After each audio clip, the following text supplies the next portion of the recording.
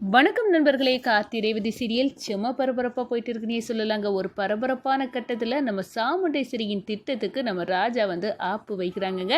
கோர்ட்டில் ஈஸியாக ரேவதியை பிரிச்சிடலாம் அப்படின்னு நம்ம ரேவதியை சாமுண்டேஸ்வரி கூட்டிகிட்டு போகிறாங்க. அங்கே ரேவதி அவங்க அம்மாவை நீதிபதிக்கிட்ட மாட்டி விட்டுறாங்க. எங்கள் அம்மாவின் பிடிவாதத்தில் தான் நான் என் கணவரை பிரியக்கூடிய நிலைமைக்கு போனேன் அப்படின்னு எங்களை தயவு செய்து ஒன்றா சேர்ந்து வாழ விடுங்க மேடம் அப்படின்னு அந்த இடத்துல கேட்குறாங்க. இதை கேட்டது அரண்டு போன நீதிபதி நம்ம சாமுண்டேஸ்வரியை வெளுத்தெடுத்து நம்ம கார்த்தி கூட ரேவதி சேர்ந்து வாழலாம் அப்படின்னு சொல்ல நேரம், என் பொண்ணு இவன் வீட்டுக்கெல்லாம் போய் வாழ மாட்டா, வேணா எங்கள் வீட்டில் வாழட்டும் அப்படின்னு அந்த இடத்துல நம்ம சாமுண்டேஸ்வரி வாயால் கார்த்தியும் ரேவதியும் அவங்க வீட்டுக்கு சேர்ந்து வாழ வரட்டும் அப்படின்னு சொல்ல வச்சுறாங்க நம்ம ராஜா.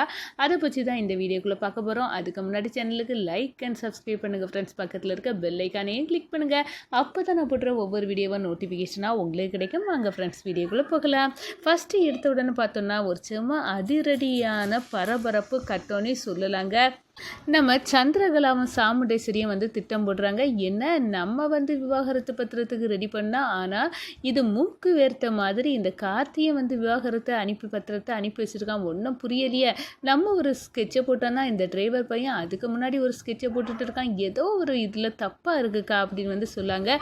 அதே நேரத்தில் நம்ம சாமுண்டேஸ்வரி எனக்கும் அதுதான் புரியலை. ஆனால் இவ்வளோ ஈஸியாக இவங்க ரெண்டு பேர்த்தையும் பிரிக்கலாம் அப்படின்னு எனக்கு இப்போ தான் தெரியுது. ஆனால் இது நல்லதுக்கா கெட்டதுக்கானி கூட தெரியல. ஏன்னா இந்த டிரைவர் பையனே விவாகரத்து கேட்க நேரம் ஏதோ ஒரு ஆப்பு வச்சிருக்கான் போல தான் தோணுவு சந்திரா அப்படின்னு நம்ம சாமுண்டேஸ்வரி சொல்கிறாங்க.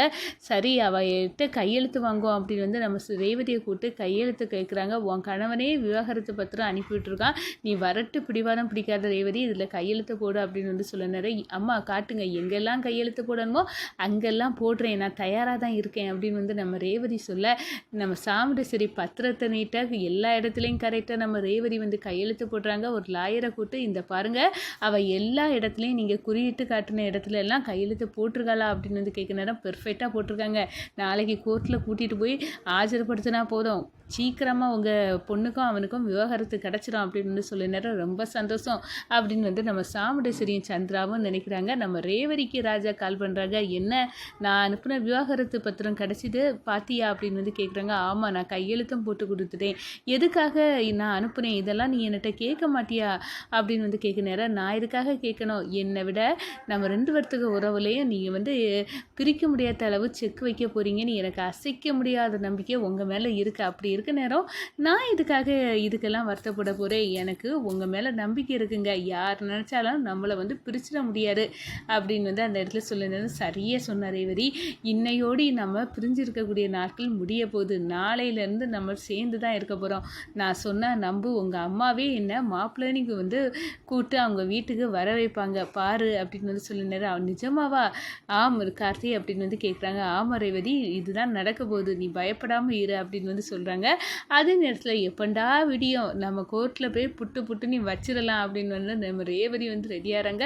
என்ன இவ ரெண்டு பேர்த்தையும் பிரிக்கிறதுல ரேவதிக்கு அவ்வளோ ஆர்வமாக இருக்கால, நான் அவளுக்கு கணவரை பிடிக்கலை அப்படின்னு நம்மளுக்கு நம்ம பக்கம் தான் நிற்கிறா அப்படின்னு நம்ம சாமுண்டேஸ்வரி நினைக்கிறாங்க. ஆனால் அவங்க போட்ட கணக்கு தப்பு அப்படின்னு தான் சொல்லலாம்.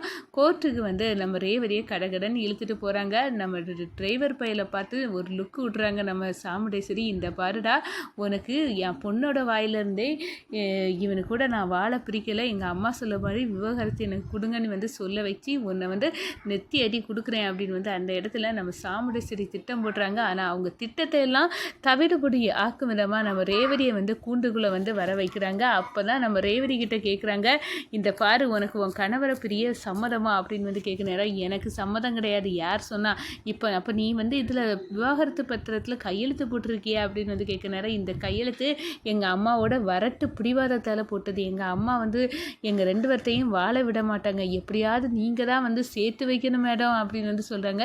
என்ன இந்த காலத்தில் இப்படி உங்கள் கணவன் மனைவி ஒற்றுமையாக இருந்த பிறகும் பிரிக்கிறதுக்கு மாமியார் இப்படி நிற்கிறாங்களா, உங்கள் அம்மா எங்கே யார் அப்படின்னு சொன்னோன்னே சாமுண்டேஸ்வரி, ஓஹோ நீங்கள் பஞ்சாயத்து தலைவராச்சு, நீங்கள் ஊருக்கே தலைவராக இருந்துட்டு இப்படி செய்யலாமா அப்படின்னு அந்த இடத்துல கூண்டுக்குள்ளே ஏற்றி கிளின்னு நீதிபதி கிழிச்சு விட்றாங்க நம்ம சாமுண்டேஸ்வரியை.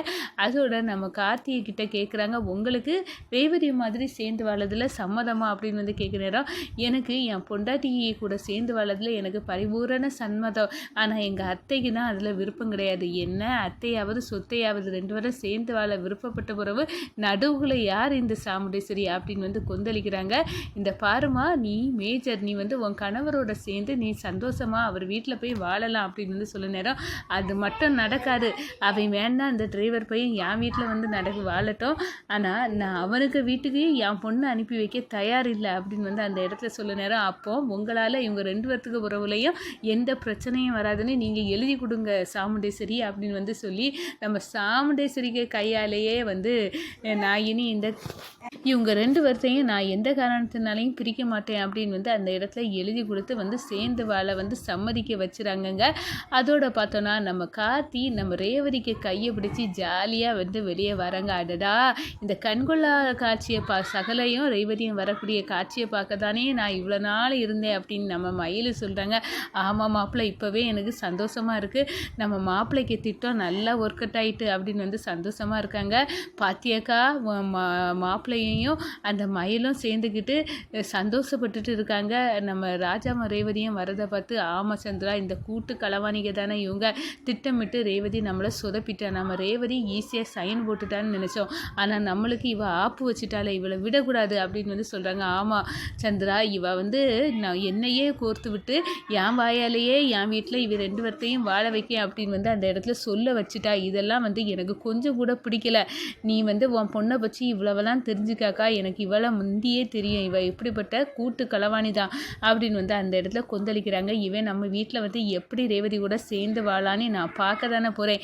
இவனுக்கு வைக்க செக்கில் இவன் துண்டை காணலை துணியை காணலைன்னு வீட்டை விட்டு ஓட போகிறான். இவன் சாமுண்டேஸ்வரியின் மறுமுகத்தை வந்து பார்க்க போகிறான் அப்படின்னு வந்து சொல்கிறாங்க.